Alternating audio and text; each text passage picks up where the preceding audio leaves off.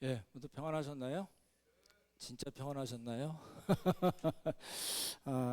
이 구약 역사서를 이제 저희가 공부를 했었었는데요. 사무엘상하, 열왕기상하, 역대상하, 굉장히 큰 많은 분량인데요. 결국은 그 하나님과의 관계인 것 같아요.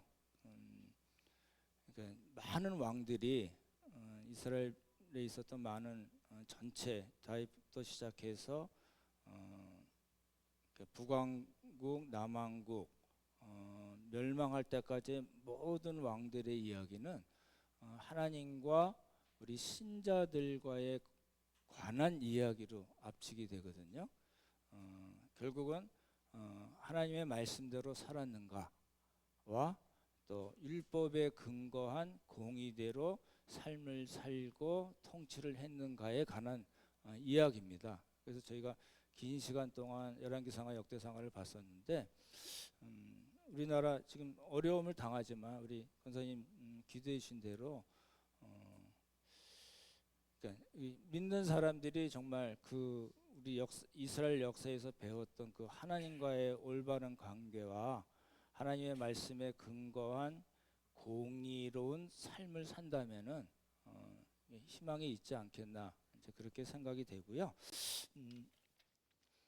정치 얘기는 저는 잘 안 하지만 원론적인 성경 원론적인 우리가 볼 수 있는 부분들은 지금 말씀드린 내용에서 크게 벗어나지 않으리라고 생각이 됩니다. 하나님의 말씀 다시 보겠습니다. 이제 우리는 초막절에 아직 있는 거죠? 다음 주까지 가야지 이제 초막절이 다 끝납니다.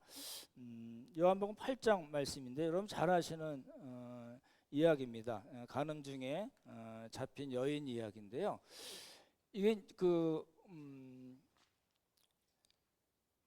이 이야기에 관해서 설교 안 하신 목사님들은 아마 없을 것 같고 그만큼 많이 설교가 되는 거고요. 또 신학적으로도 굉장히 많은 문제가 포함되어 있는 문제이기도 하고요. 좀 이따 말씀드리겠지만 사본상의 문제가 또 있는 말씀입니다. 그래서 이제 여러분 성경의 밑에 이렇게 보시면은 나눠주에 보시면은 7장 53절부터 8장 11절까지는 없음, 어떤 사본에는 이렇게 써 있어요. 근데 이제 저희가 전제하는 거는 이렇게 요한복음에 기록되어 있는 사건으로 일단은 전제를 하고 말씀을 봐야 됩니다. 그렇지 않으면은 신학적인 문제 이런저런 사본상의 문제 막 따지다 보면 이거 빼고 또 다른 거 보면 저거 빼고 이렇게 돼요. 그러니까 자유주의 신학으로 넘어갈 가능성이 많기 때문에 일단 제가 그렇게 말씀을 드리고 울타리를 치는 겁니다. 이제 그 5가지 기억나시죠? 초막절에 관계된 5가지. 첫 번째가 누가복음 17장에 10명의 나병 환자 이야기. 그리고 이제 요한복음 7장으로 들어와서 누구의 이야기예요? 누구의 불신인가요?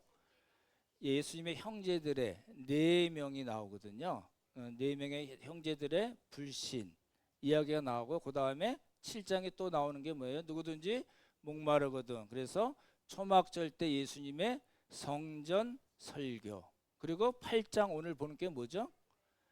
예, 간음 중에 잡힌 여인 이야기. 그리고 다음 주에 볼 9장 뭐죠? 예, 나면서부터 소경된 사람 이야기. 요게 이제 초막절에 관계된 5가지입니다. 그 기억을 꼭 해두시면 좋을 것 같아요. 다음 주에 그 나면서부터 소경된 사람 이야기를 말씀 나누겠지만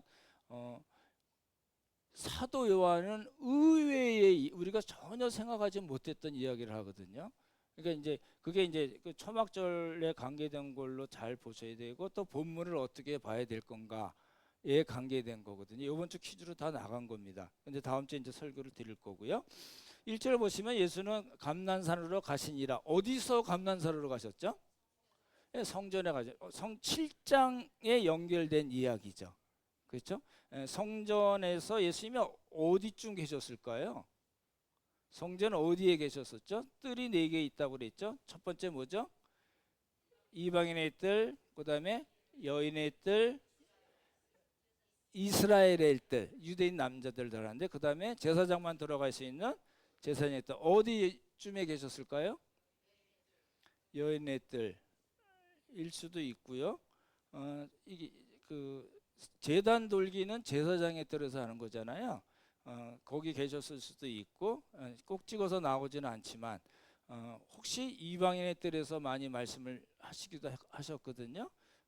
어딘지 모르지만 성전으로 돼 있습니다. 그죠? 예. 그러니까 감난산으로 갔는데 그거 아시죠? 이스라엘은 감람나무가 없습니다. 감난산이 없습니다. 이게 번역을 하면서 잘못 번역이 된 거거든요. 감람나무는 중국 아시아 쪽에 많이 있고요. 이스라엘은 감람나무가 없습니다. 대신 무슨 나무라고요? 올리브 나무입니다. 저도 오늘 아침에 달걀 프라이 하면서 올리브 기름인지 하여튼 썼습니다. 올리브 나무입니다. 그렇게 이제 그래서 새로 나온 성경은 다 올리브 나무로 번역이 돼 있고요. 감난산으로 가셨다가 다시 아침에 다시 성전으로 들어오시니, 그러니까 초막절 며칠째죠? 지금 초막 7장은 초막절 7번째 날이잖아요. 호산나 라바라고 하는. 그렇죠. 앞에 분들은 잘하시네. 뒤에 분들 분발하십시오. 근데 이제 8번째 날에 예수님께서 다시 성전으로 오신 겁니다. 그렇죠. 올리브산에 가셔서 뭐 하셨을까요? 밤새? 뭐 그런 이야기 하는데 기도했다고 그러는데 나와 있지 않는 얘기는 안 하는 게 좋습니다. 모르거든요. 예수님 너무 피곤해서 밤새 주무셨을지 어떻게 알겠어요. 막 기도했다고 얘기하고, 겟세마네 동산, 이게 올리브산이 있고 겟세마네 동산이 있거든요. 그럴 때 이제 해야 되죠. 왜 그러냐면 제가 아까 말씀드린 대로 많은 분들이 설교를 하면서 자기 안에서 이럴 거라고 생각하는 거를 이렇게 성경 말씀에 있는 걸로 자꾸 설교를 하기 때문에 이제 제가 꼬집어서 한번 말씀드린 거고요. 다시 오신 거예요. 그러면 성전 어디일까요? 여기는 아까 7장에서 예수님이 이방인의 뜰에 있었을 가능성도 있고, 여인의 뜰에 계셨을 가능성도 있고, 그리고 제사장의 뜰, 제단 돌게 하는 제사장의 뜰에 계셨을 수도 있는데, 8장에 나오는 성전은 어딜까요? 4개 중에. 예, 여인의 뜰입니다. 어떻게 알 수 있냐면 20절 한번 같이 읽어볼까요? 시작. 이 말씀은 성전에서 가르치실 때에 헌금함 앞에서 하셨으나 잡는 사람이 없으니 이는 그의 때가 아직 이르지 아니하였음이로라. 그렇죠? 성전에 가르치실 때 어디 계셨다고요? 예, 헌금함이, 당시 헌금함이 여인의 뜰에 있었습니다. 몇 개요? 13개. 예, 13개입니다. 그렇게 돼 있어요. 7장은 말씀드린 호산나 라바고, 8장은 우리 조금 유식하게 얘기하면은 8번째 날을 쉐민이 8이라는 뜻입니다. 아제레트 날, 모임이라는 뜻이에요. 그러니까 8번째 날의 모임. 따라해 보죠. 쉐민이 아제레트. 예, 이거 어디 가서 쉐민이 아제레트 이렇게 하시면 이게 있어 보입니다. 하여튼 어찌됐든 그 날에 이제 헌금함 앞에서입니다. 조금 오늘 내용이 조금 많고 어려운 내용이 하나 뒤에 나와요. 그렇지만 조금 이렇게 빨리 좀 가도록 할게요. 여기가 이제 이스라엘 박물관 밖에 있는 그 모형들, 큰 모형이죠. 자세한 건 나중에 하고 오늘 필요한 거 말씀드리면, 여기가 무슨 뜰이라고요? 갑자기 약해지시네. 뜰입니다. 무슨 뜰이요? 이방인의 뜰. 예, 이방인의 뜰입니다. 그죠? 아무나 들어갈 수 있는 겁니다.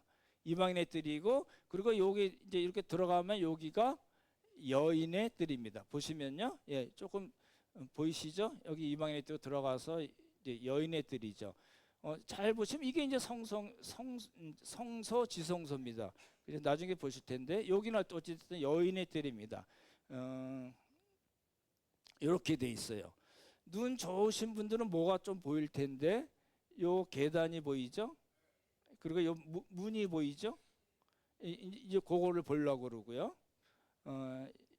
이제 제가 어,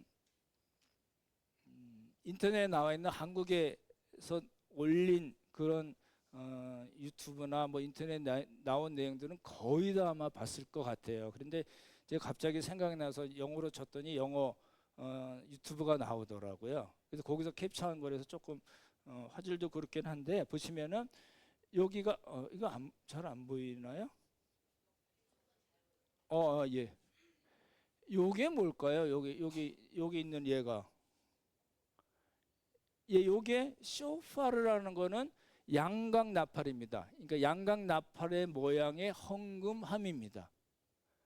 그런 이제 그 쇼파르라고 그러거든요. 요게 그 이방인의 뜰에 13개가 있었습니다. 여기서 팔장 사건이 일어난 겁니다. 조금 더 보시면요. 여인의 뜰입니다. 이방인의 뜰에는 헝금함이 없고요. 헝금함 13개는 이방인의 뜰에 있습니다. 여인의 뜰. 저도 이제 나이 먹습니다.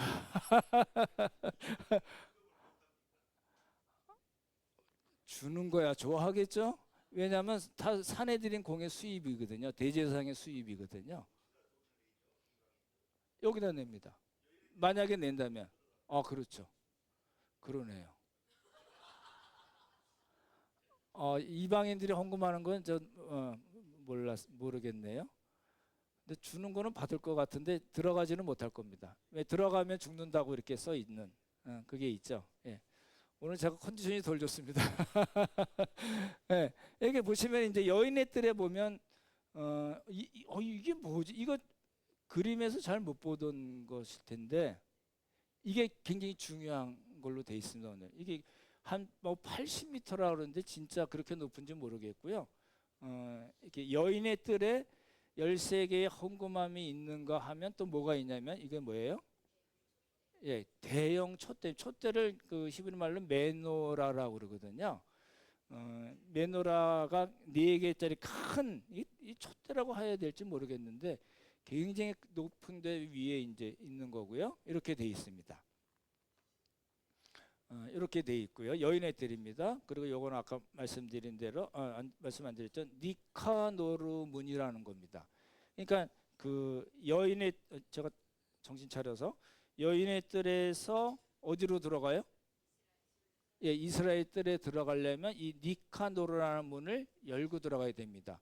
이렇게 그 청동으로 돼 있고 뭐 금도 돼 있다고 하고요. 굉장히 무거운 문이라서 뭐 성인 20명이 열어야 된다 그런데 약간 뻥인 것 같기도 하고요. 문이 있습니다. 니카노르라는 문이 있는데 왜 니카노르가 되어 있나? 그러니까 여러분 성경 공부하다 보면 안토니아 요새 들어보셨죠?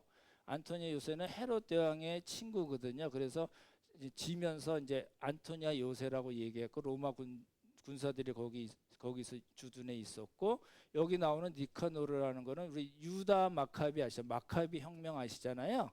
하스모니안 왕조 여러 번 말씀드렸는데 그때 유다 마카비라는 그 마따디아의 셋째 아들이죠. 어찌됐든 마카비 혁명을 하면서 그 적장인 시리아 사람이거든요. 셀루쿠스 왕조라고 하는 그 적장의 니카노르라는 적장의 손을 이 문에다가 빵빵빵 못을 쳤다. 그래서 이제 니카노르의 문이라고 얘기하기도 하고 니카노르라는 사람이 헌금을 해서 만들었다 이렇게 얘기하기도 하는데 아마도 적장의 손을 이렇게 못질한 그 문으로 보는 게 좋습니다. 이제 우리가 안 보는 마카베오 그 공동 번역 이런 데는 마카베오 상하 이런 게 있거든요.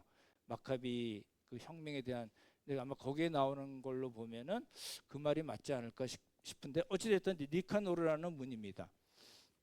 지금 제가 이렇게 쭉 길게 설명드리지만 뭔가를 저 혼자는 생각하고 있는 겁니다. 그건 나중에 말씀을 드릴게요. 이렇게 돼 있습니다. 그렇죠? 네 개의 큰 대형 메노라라는 게 있고 문이 있고요. 이거 이제 올 꼭대기입니다. 이거를 이제 그 초막절 때 자료마다 좀 다른데 아마 매일 하지 않았을까 싶어요. 그러니까 불의 축제를 매일 축제하는데 그 이제 소년 제사장에게 키우는 아이들을 이제 올려보내서 올리브 그림을 거기다 붓고요. 심지어는 제사장들이 입던 헌옷 오늘 헌옷들 다 갖고 오셨죠? 예, 오늘 갖고 오는 셋째 주 갖고 오는 날입니다. 예, 그래서 이제 매일 밤 거기서 이제 그 불의 축제를 했다는 이야기고요. 여기 보시면 이제 그래서 그 불의 축제를 배경으로 예수님께서 12절에 나는 세상에 비치니 생명의 빛을 얻으리라라고 말씀하신 겁니다. 그죠? 예, 그러니까 나는 선한 목자다 이런 말씀 안 하셨어요. 왜요? 배경이 다르니까. 그렇죠? 예, 그래서 그 이야기가 나오는 겁니다. 그러니까 뭐 은나팔을 불거든요. 그때는 양각 나팔을 안 불고 은나팔을 불고 춤을 추고 뭐 이렇게 아주 이렇게 우리 그 동영상 같은 거 보면 붙잡고 서로 뭐 돌고 뭐 쌩 난리를 치는 밤새 그런 일을 했습니다. 이제 이런 불에 대한 거는 그 항상 예수님이 세상의 빛이다, 생명의 빛이라고 말씀하시고 항상 구약에 나와 있는 말씀을 염두에 두고 하시는 말씀이거든요. 그래서 출애굽 당시에 밤에 불기둥으로 인도하셨다는 그 불기둥을 염두에 두시면 좋을 것 같고요. 그리고 이제 그 이사야서나 이런 데 보시면 예언으로 빛에 대한 큰 빛이고 영광을 드러내시고 광명을 우리에게 주시는 그런 이미지를 갖고 있는 거거든요. 그러니까 출애굽기에 나온 그 구체적인 역사적인 사건과 그 이사야서 선지서에서 말씀하신 빛이라는 그 예언을 예수님께서 염두에 두시고 뭐라고 말씀하세요? 그러니까 이제 그 예표, 모형, 그림자라고 말씀드렸잖아요. 그게 이제 실체가 이제 드러나는 거잖아요. 그 실체이신 예수님께서 오셔서 나는 세상의 빛이라 라고 말씀하시고 생명의 빛을 얻을 것이다 라고 말씀하시는 겁니다. 그러니까 그게 다 구약의 배경이 있는 겁니다. 성경을 읽으실 때 뭐 이렇게 일어나 빛을 발하라 이런 얘기 많이 들으셨잖아요. 이건 메시아에 관계된 예언이거든요. 그거를 예수님께서 이루셨다라는 거를 이제 보시면 좋을 것 같고요.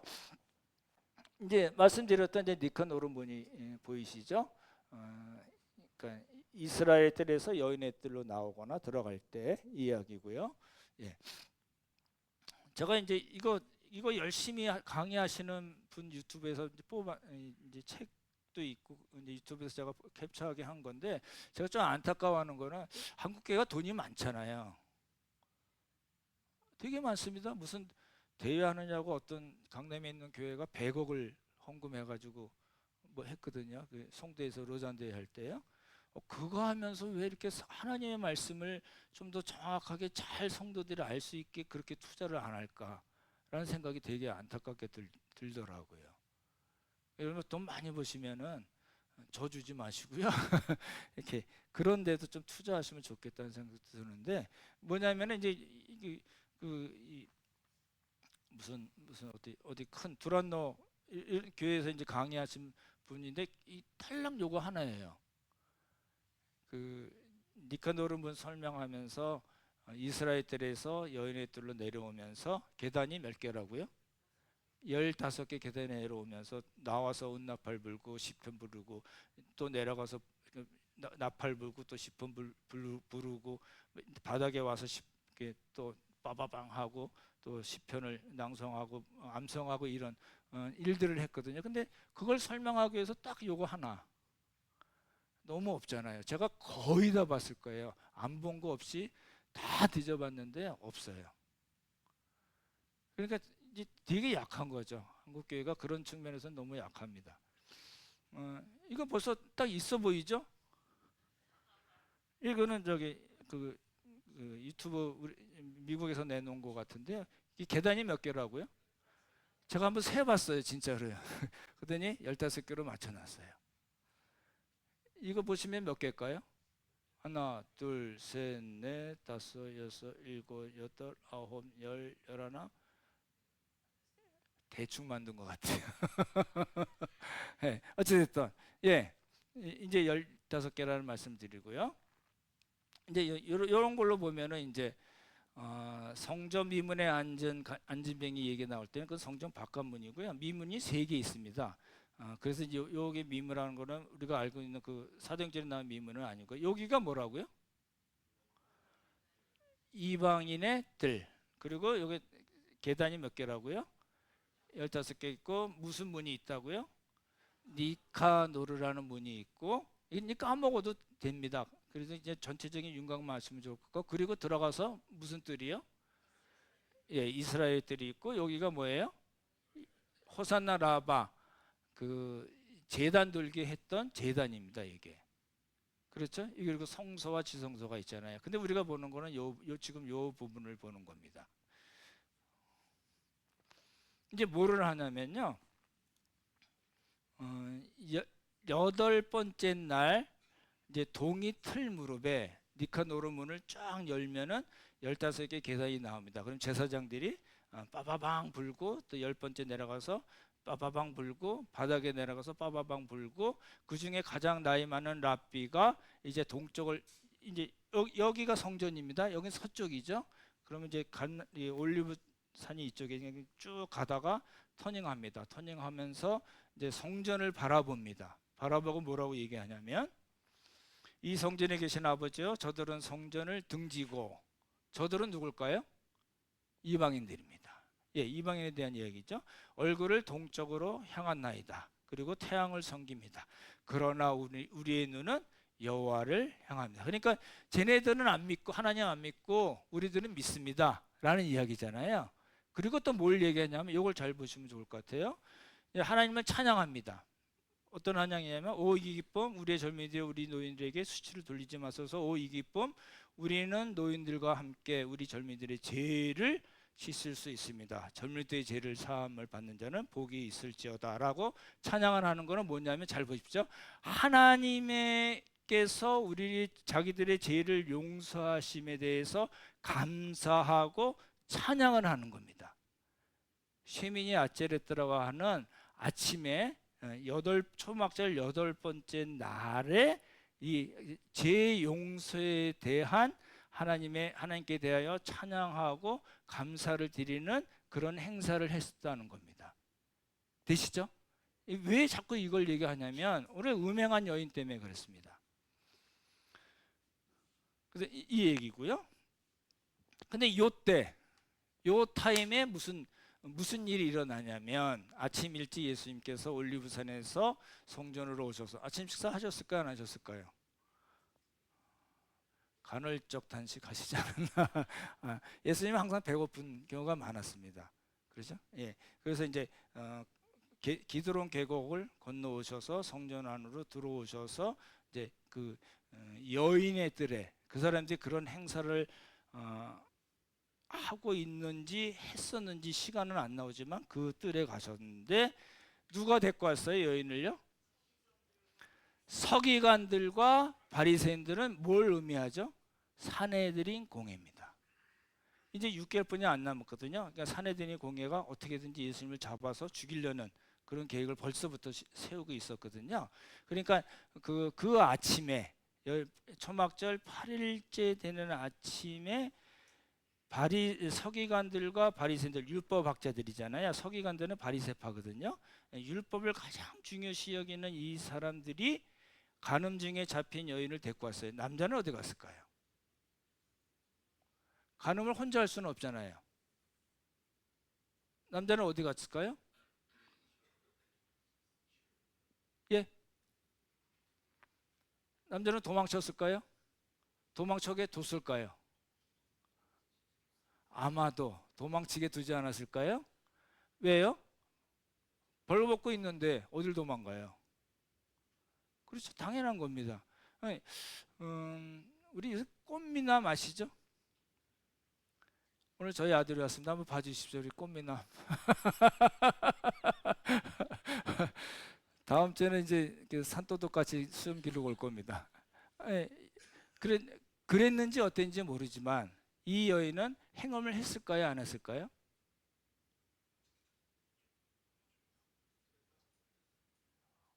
당연히 한 겁니다. 그래서 나중에 예수님이 나도 너를 정죄하지 않는다. 가서 새로운 삶을 살으라고 말씀하셨잖아요. 그러니까 율법에 의하면 당연히 죽을 일을 한 겁니다. 그렇죠? 여쭤볼게요. 이런 경우에 어떻게 죽이죠? 성경에 뭐라고 나와 있죠? 예, 돌로 치라는 말은 성경에 없습니다. 그렇게 했지. 그죠? 스데반 때도 그렇게 했거든요. 근데 구약 성경에 이렇게 행음했다는 죽이라는 말이 있지만 돌로 쳐서 죽이라는 말은 없습니다. 근데 서기관과 바리새인들이 자기들의 그런 이 관습에 따라서 이제 예수님께 그렇게 얘기를 한 겁니다. 그렇죠? 그런데 그렇게 한 거는 여인을 처단하기 위해서, 처단이라는 말씀은 안 되는데, 여인을 죽이기 위해서 했을까요? 여인을 죽이기 위해서 했으면 그 자리에서 죽이면 되죠. 아무 문제 없거든요. 유대 율법에 의하면 죽이게 돼 있었으니까 자기들의 간섭으로 돌로 쳐서 죽여도 상관없는데 일부러 끌고 왔습니다. 그렇죠? 예, 그건 뭐라고요? 예수님을 시험해서 예수님을 올무를 놔서 예수님을 고소할 조건을 찾으려는 겁니다. 여쭤볼게요. 예수님이 근데 뭐 하고 계셨어요? 땅에 손가락으로 뭘 쓰셨어요? 뭘 쓰셨을까요? 모릅니다. 이거를 자꾸 이제 무슨 구약 성경 구조를 대고서 예수님이 그거 쓰고 있을 거다. 뭐 이렇게 얘기하는데 그렇지 않습니다. 그렇게 보면 이게 성경 해석이 막 온데간도 없이 막 퍼져 나갈 거거든요. 그래서 어떤 사람들 이제 오늘 포인트가 뭐냐면 이 사람들이 왜 떠나갔냐는 거예요. 왜 어른부터 아이들 젊은 사람들까지 그 돌을 무슨 돌일까요? 근데 앞에 뭐가 붙으면 더 실감 나겠죠? 예, 짱돌입니다. 돌로 쳐서 죽이려는 거거든요. 그러니까 조그만 돌이 아니었겠죠, 당연히. 그렇죠? 근데 예수님이 쓰신 거는 제 목록을 얘네 누구 무슨 죄 누구 무슨 죄 이렇게 쓰셨을까요? 그래서 그 사람들이 뭐 하고 있어? 이렇게 보니까 내 이름이 써 있고 내가 진 죄가 다 써 있어요. 그래가지고 겁나가지고 그냥 갔을까요? 예, 그렇게 막 해석하면 안 됩니다. 예수님의 인격, 저는 중요시 여기는데 예수님의 인격 그리고 하나님이시잖아요. 성육하신 하나님이신 그 예수님의 인격과 또 그 말씀의 권세.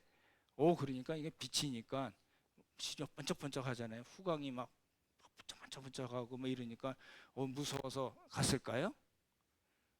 그러면 아예 데꼬지도 않았을 거라는 거고요.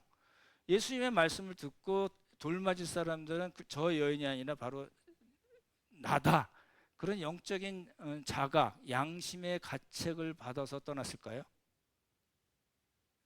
여기서 이제 어려운 문제가 뭐냐면 이 사람들이 양심의 가책을 받아서 나이 많은 사람부터 젊은 사람 같이 떠났다고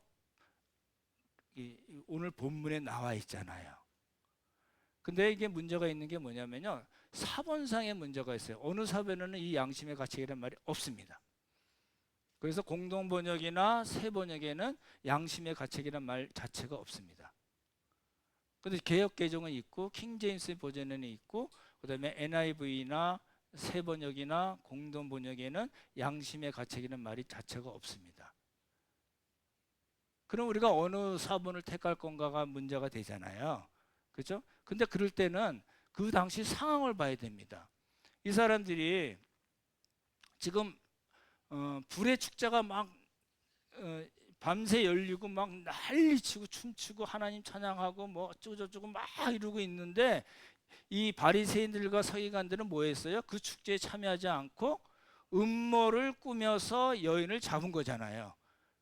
여러분 생각해 보십시오. 행âm 중에 있는 여인을 잡기가 쉬울까요? 어려울까요? 거의 불가능하다고 그러죠. 드러내고 하는 행동이 아니니까. 그러잖아요. 어찌됐든 이 여인을 잡아서 왔거든요. 그렇게 해서 이제 돌로 쳐서 죽일 뿐만 아니라 예수님을 고소할 조건을 갖고자 했던 사람들이 예수님이 한 말씀 하셨다고 나 잘못했어 이렇게 갔을까요? 그렇게 너무 동화처럼 성경을 보시면 안 됩니다. 아주 나쁜 놈들입니다. 그래서 예수님이 마태복음 23장에 화 있을진저 외식하는 서기관들과 바리새인들이라고 얘기하셨는데 몇 번 얘기했어요? 7번 얘기했어요. 여기 이 사건 있고 몇 달 이제 서너 달 지나서 한 5-6달 지나서 예수님께서 빠바바박 이 사람들을 저주하셨습니다. 그랬다면은 지금 이 사람들이 그렇게 예수님께서 심판하고 저주의 말씀을 하시는 그 대상의 요 사람들이 서기관과 바리새인들이라는 사내들인 공회 사람들이 예수님이 너희들이 죄 없는 사람 먼저 돌로 쳐 그러면 욱 빠박 뭐 총 맞아서 이런 식으로 해서 가버렸을까요? 아니라는 겁니다. 그렇게 볼 수 없습니다. 또 한 가지 이제 많은 분들이 이제 공부 좀 했다는 분들이 이제 이야기하는 거는 이겁니다. 그 호산나 라바 그리고 시민이 아제레타라는 그 밤새 축제를 했을 때의 그 포인트는 뭐냐면 하나님께서 자신들의 죄를 용서하신 것에 대한 감사와 찬양이거든요. 그래서 좀 길게 설명을 드린 거예요. 그랬는데 이제 그 사람들이 이 사람들인지 모르지만 하여튼 같은 사람들을 하더라도 이 행사 실컷 하고 와서 예수님 가는 현장에 갔었는지를 따로따로인지 모르지만 그러한 마음을 갖고 있는, 그러니까 내 죄를 용서해 주신 하나님에 대한 감사와 찬양을 했던 그 마음을 가졌던 사람들이 그 현장에서 예수님께서 한 말씀 하셔서 하고 또 떠났을까? 그렇게 설명들을 많이 하는데요, 어렵습니다. 왜요? 사람이 그렇게 간단치가 않습니다. 사람이 그렇게 악할 수가 없습니다. 특별히 사내들인 공회 사람들, 유대교 종교 지도자들은 껐떡 없습니다. 그게 자기들의 수입원이거든요. 성전에서 나중에 가부 두렵던 얘기도 아시다시피, 그리고 그 예수님께서 성전 그 청결 사건을 하실 때처럼 그것 때문에 자기네들이 먹고 살고 명예와 부와 권력을 누리고 있는데 예수님이 한 말씀 하셨다고 깨갱하고 갔을까? 아니라는 겁니다. 이제 제가 이 설교를 준비하면서 아주 고민을 했던 부분입니다. 왜 떠나갔을까? 한 말씀 하셨다고 그게 양심의 가책을 받아서 그런 정도의 사람이라면 그런 짓을 안 했고 예수님을 십자가에 못 박지도 않았을 거라는 겁니다. 그러니까 이제 그렇게 상황을 좀 보시면 좋을 것 같고요. 그렇다면 왜 그랬을까? 양심의 가책, 아까 사본상의 문제를 말씀드렸고요.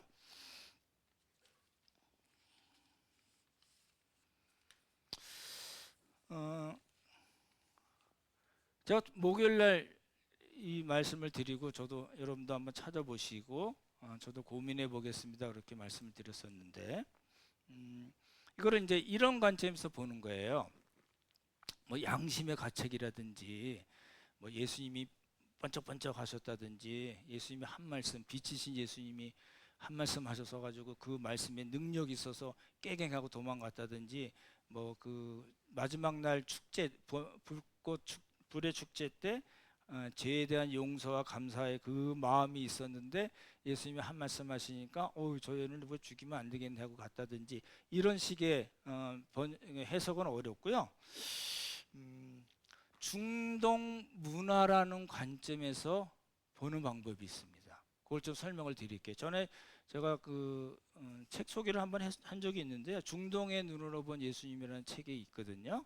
중동의 눈으로 본 예수님이라는 책이 나오는데 저도 그 사람 책을 이렇게 자세히 봤는데 이렇게 100% 동의하기 어렵습니다. 그분은 예수님이 그 사람들의 죄의 목록을 썼다 아까 얘기가 나왔잖아요. 그분은 그렇게까지 해석을 했는데 그거는 근거 없기 때문에 자꾸 그렇게 얘기하기는 어렵고요. 하지만 문화라는 관점에서 이 사건을 해석할 수 있는 방법이 하나 있습니다. 그걸 좀 설명을 드릴게요. 예수님이 너희 중에 죄 없는 자가 먼저 돌로 치라 그러니까 그래? 이 사람들이 이렇게 반응을 보이는 거예요. 그래? 우리 중에 죄 없는 사람이 누가 있지? 이런 생각을 할 거 아니에요. 만약에 정상적인 사람이라면 예수님 말씀하셨는데 죄 없는 사람이 쳐라 그러니까 이런 거예요. 근데 이제 보십시오. 요 나온 사람들이 요 같이 온 사람들이 이렇게 있다면 10명이 만약에 있다면 많겠지만 서기관과 바리새인들이 있고 그 사람들의 동조돼서 온 사람들 있고 그 사람들이 여인도 잡고 이르느냐고 동원한 사람들이 있을 거예요. 세 종류의 사람이 있을 건데, 만약에 다 합쳐서 10사람이라 그러면은 이 사람들이 서로에 대해서 잘 알고 있을 거라는 전제입니다. 이 사람들이 서로 이렇게 지들이라고 변합니다. 지들이 어떤 사람인가를 서로 잘 알고 있는 거예요. 서로의 죄에 대해서 잘 알고 있는데, 예수님이 죄 없는 사람이, 그 말씀이 중요합니다. 죄 없는 사람이 있으면 너희들 먼저 돌로 쳐, 이렇게 말씀하셨더니 그 죄 없는 사람에 걸리는 거예요. 왜냐하면 서로 죄가 있는 것을 자기들이 서로 잘 알고 있는 거라면은, 만약에 A라는 사람이 그래? 하고 돌을 탁 던졌으면은 다른 사람들이 동조해서 또 돌을 던지고 그 여인을 죽일 수는 있지만, 나중에 이 사람들끼리 무슨 문제가 될까요? 중동의 문화에서 명예와 수치를 아주 중요한 가치로 여기는 이 사람들에게 있어서, 만약에 돌로 쳐서 죽였다면 나중에 무슨 문제가 생겼을까요? 서로 창피한 거예요. 서로 수치스러운 거예요. 왜요? 죄 없는 사람이 돌로 치라 그러는데, 뻔히 알고 있는 저 여인보다 더 나쁜 짓한 저놈이 돌을 쳤어요. 그래서 나도 쳤어요. 그럼 그 사람이 나중에 만날 거 아니에요. 그러면 그 사람들의, 지금 우리는 별로 안 그럴 수 있지만 그 사람들 입장에서는 명예와 수치가 아주 중요한 가치였거든요. 그럼 그렇게 되면은, 너 죄 없었어? 서로 얘기할 거 아니야. 뻔히 알고 있는데. 그러면 서로가 창피한 거예요. 서로가 수치를 느끼는 거예요. 자신의 명예를 드러낼 아무런 방법이 없었던 거예요. 그래서 예수님께서 죄 없는 사람이 돌로 쳐라는 그 말씀에 탁 걸린 겁니다.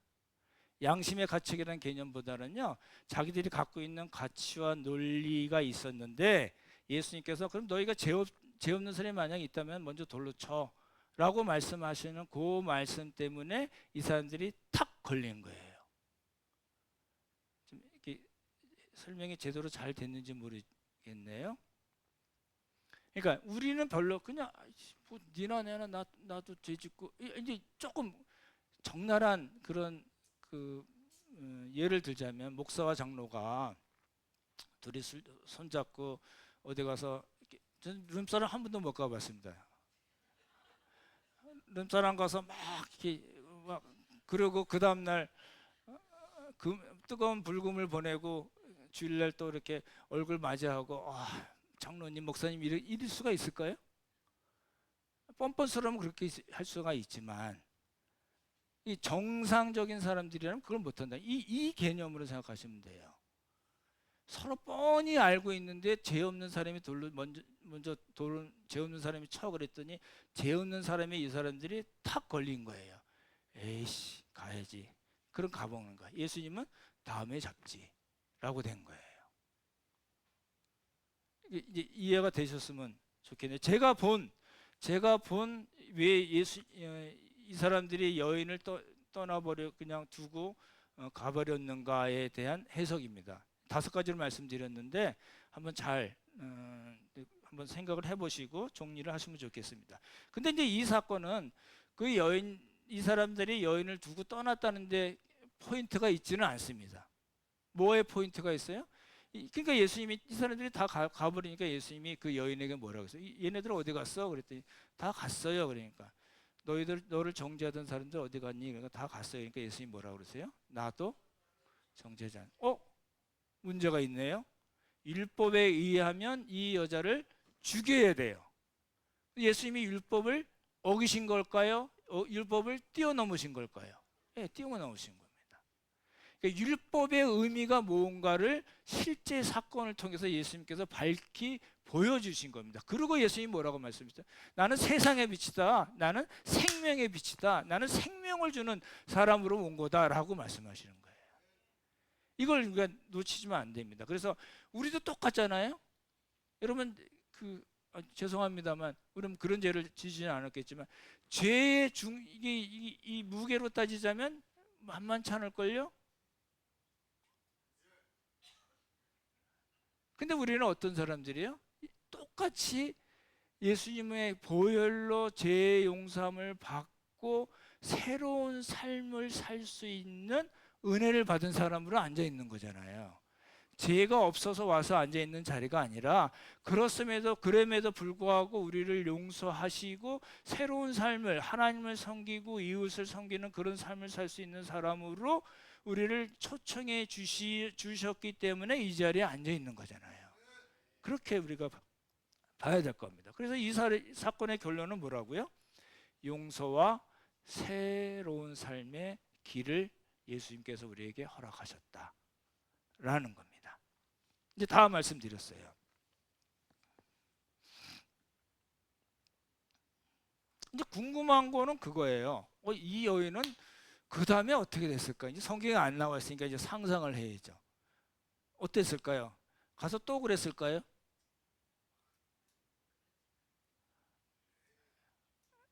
아니죠.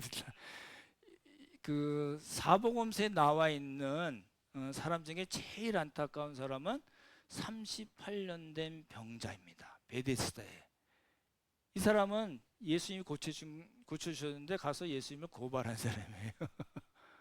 그래서 예수님이 다시는 가서 죄를 짓지 말라고 하셨는데, 정말 그 스토리로 보자면 안 그랬을 가능성이 많은데, 이 여인은 그 사람 빼고는 사복음서 저자들이 채택한 이 많은 사람들은 사복음서, 제가 그 카톡에도 올려드렸지만 사복음서를 쓸만한 그런 거리가 없어서 그 다음에는 어땠는지 모르지만 그때의 이야기를 그 사복음서 저자들이 끌어다 썼을까요?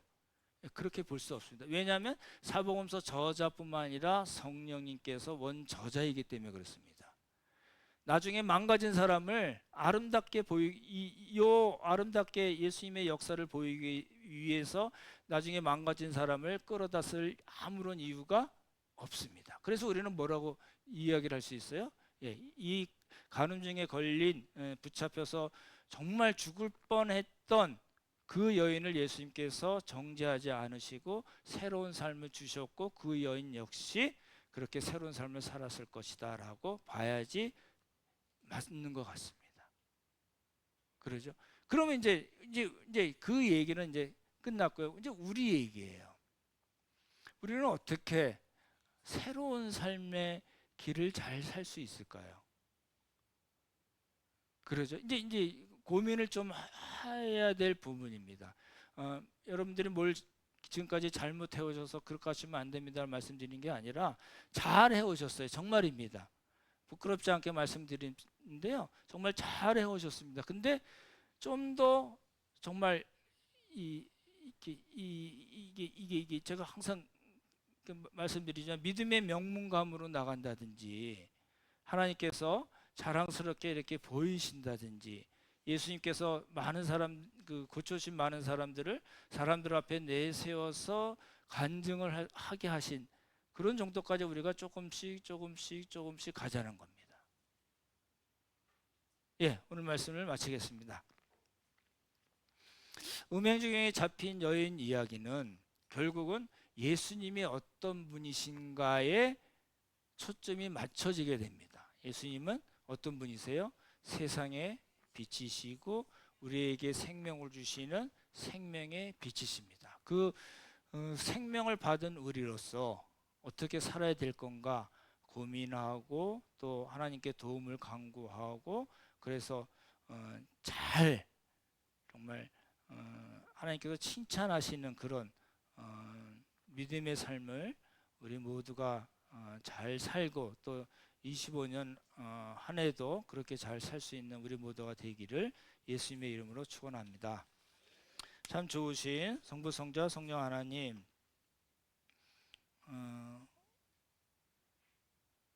우리의 죄됨을 주님께서 잘 아심을 고백하지 않을 수 없습니다. 하지만 우리를 정죄하지 않으시고 예수 그리스도의 보혈로 살려주시고, 또 성령을 우리에게 선물로 주셔서 새로운 삶을 살 수 있도록 새 피조물로 만들어 주심을 감사드립니다. 그런 은혜와 긍휼과 자비를 받은 우리로서 하나님께서 원하시는 삶이 무엇인지 고민하고 다 잘 또 결정해서 우리의 삶 속에서 이루어 나가고, 우리의 공동체 안에서 이루어 나가는 우리 모두가 되도록 주님께서 도우시고 함께하여 주시옵소서. 하나님 은혜 감사드리오며 귀하신 예수님 이름 받들어 기도드렸사옵나이다. 아멘.